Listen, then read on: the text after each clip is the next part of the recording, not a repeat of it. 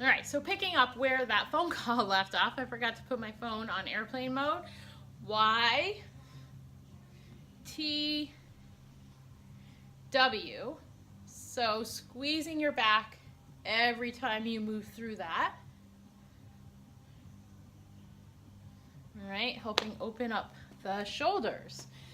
All right, so after you've done that, some good activation for the lower body is good. So, you know, crab walks or any sort of hip abduction exercise is going to help fire the glutes before we put weight on them. So if you have a band, you could do crab walks.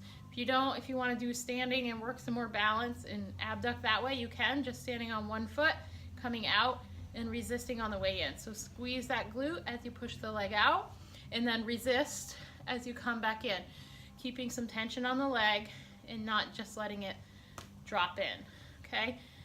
Work through like 10 to 15 reps on each side of that. And from there, we'll take it into the workout. And we'll start with the squat series, which is then just gonna take you to some body weight squats where you can really start to work on your range of motion, okay?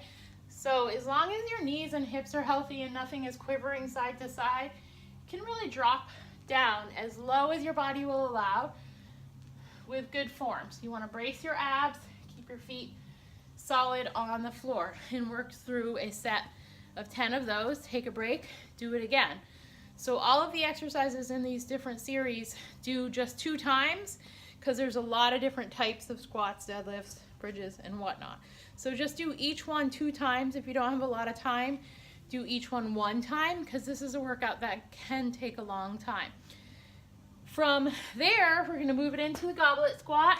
So your feet are just wider than hip distance. You can still continue to work that range of motion, being mindful that now you're carrying heavy weight, but it's down, up.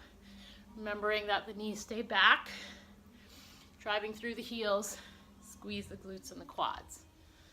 All right, from there, we're gonna take it into a standard dumbbell squat. So you're gonna hold weights, and the squat is the same as the goblet. You just have more weight. Movement's gonna be a little bit different with the arms, but you really want the upper back to be stabilized, and you don't wanna be dropping the chest a lot as you squat, all right? From there, we're gonna take the weight a little bit, or the feet a little bit wider, knees staying back.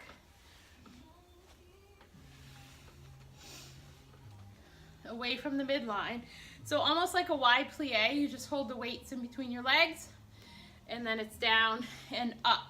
So you'll see how much taller your posture stays here. There's really not any hip hinge.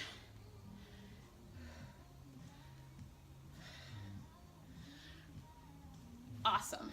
All right, so from there, we're gonna narrow the stance for what we call a frog squat. So your heels are gonna come together, your toes are gonna turn out a little bit, you're gonna hold the weights low, or you can hold them up here,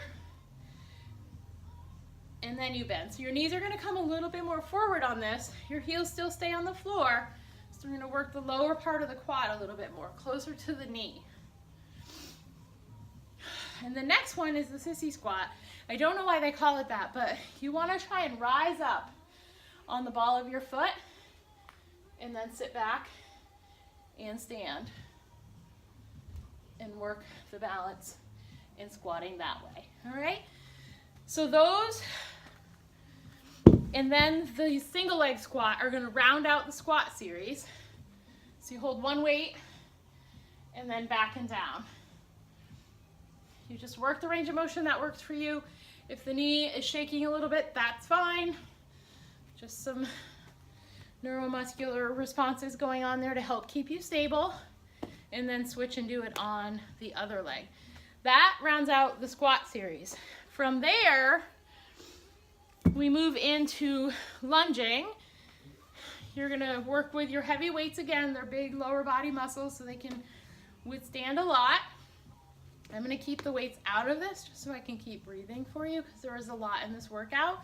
You're gonna start with the split squat, which is Nothing more than our stationary lunge. So you're gonna stand in a split position, taking the leg straight back from the hip. Shouldn't be too far out to the side or cross behind. And then you're just gonna drop down and up, holding your weights to the side. And then switch legs and repeat. The next option in this one, that we'll get into the inside of the legs a little bit more, is the side lunge. So alternating side lunge.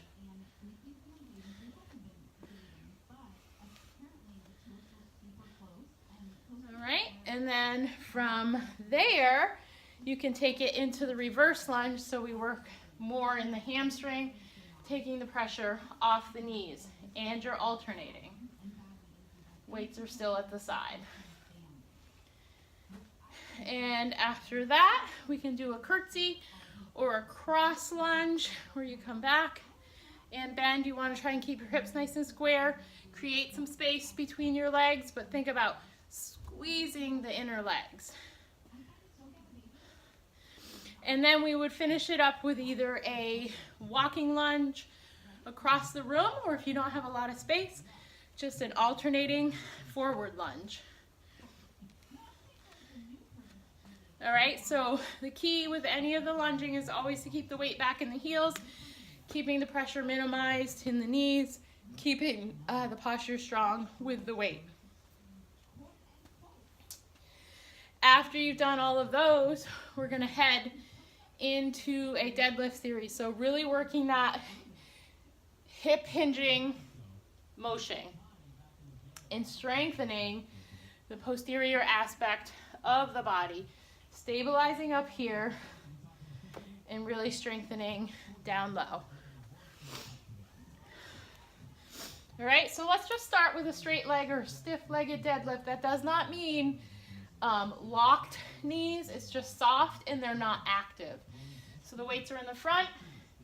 You move through the range of motion that works best for your height. So if you're a longer or taller person, you might be able to come down to mid-shin. If you're a shorter person and have tight hamstrings, you're really only going to want to come to kneecap or bottom of the kneecap.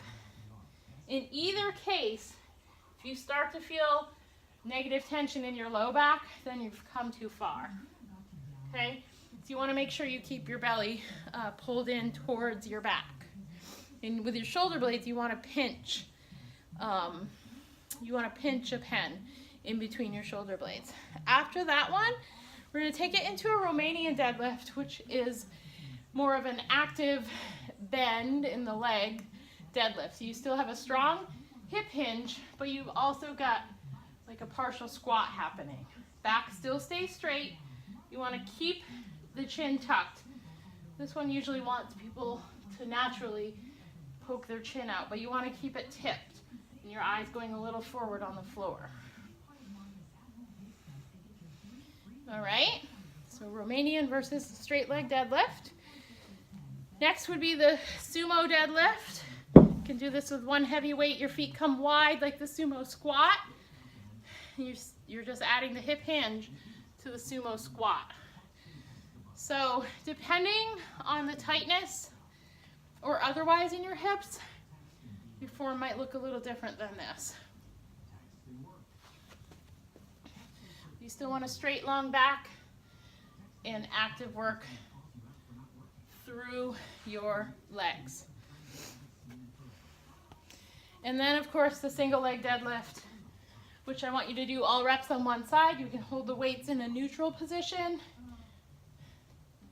Nice, strong, stabilizing leg. Lift and lower.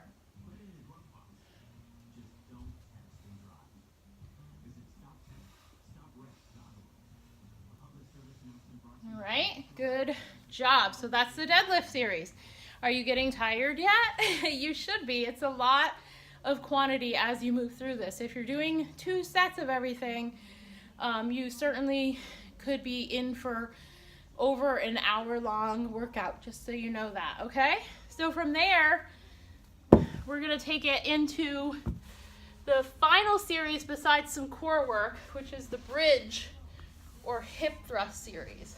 So floor-based, the first thing is just to work through a couple sets of the body weight bridge, which never goes out of style. It's a great all-around exercise. You can do it with your arms off the floor if you'd like to. From there, you're going to take it into a single leg bridge. So you're going to move things in a little bit, lift one leg, and then just drive and move through the other. After that, you can add some weight and go back to the regular bridge, but now you're just pushing more resistance. And from there, you can bring the soles of your feet together, lift a little bit, and then do some frog pumps. So faster, shorter range of motion. All great for building up some glute strength, okay?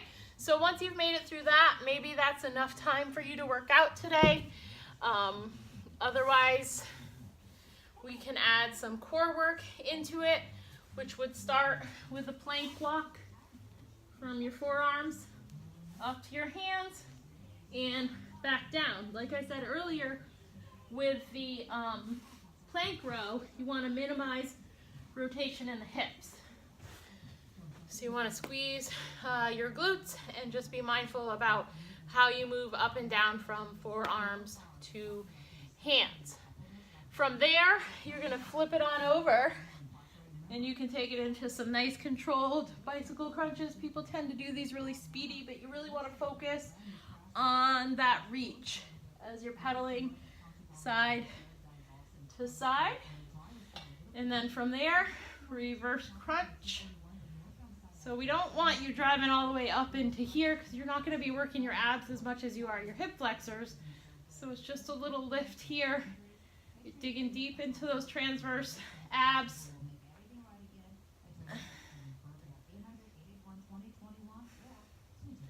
As you lift. All right, so you've got those three that you can work through. Rep-wise, it's going to be anywhere from really 10 to 16 reps. Each rep on the plank walk is when you move from the low position to the high position. That'd be 1 rep. Once you go down to that low position, that would be your second rep. All right, so you can kind of pick and choose there and do 2 to 3 sets of those. From there, we have another series which includes just 2 exercises. So you're gonna just crunch, but you're gonna keep your feet up. So you want your ankles straight out from your knees and you want your knees over your hips. You don't want to pull your quads into your torso because then you're not going to be working your core stability as much. So lock it up down low and then crunch it up high. So ribs to hips. Squeeze it tight and keep it stable. And then from there, you're going to keep the legs here, arms out. You're going to come to the side and extend, back to the center, side, extend, back to the center. Your range of motion is indicated by keeping both shoulder blades on the ground. All right? So there you have it, a fully loaded lower body and core workout. I hope you really enjoy it.